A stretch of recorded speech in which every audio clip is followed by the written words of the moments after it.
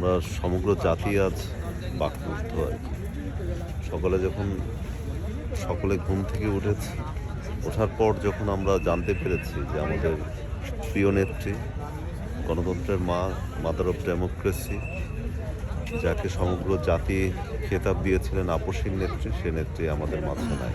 বাংলাদেশের গার্ডিয়ান, অভিভাবককে আমরা হারিয়েছি, যিনি তার সারাটি জীবন এই দেশের মানুষের জন্য আন্দোলন করেছেন, সংগ্রাম করেছেন, গণতন্ত্রের জন্য লড়েছেন। যখন দরকার হয়েছে সমগ্র জাতিকে তিনি একত্রিত করেছেন, তেমন একজন নেত্রীকে হারিয়েছি।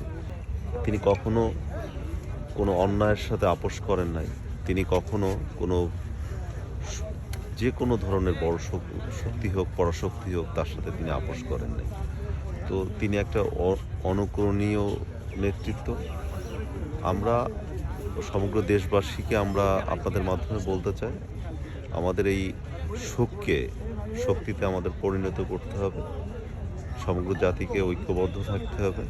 আগামীকাল মানিক মিয়া এভিনিউতে তার বাদ জোহর জানাজা অনুষ্ঠিত হবে। সেই জানাজায় সকলকে শরীক হওয়ার আহ্বান জানাই।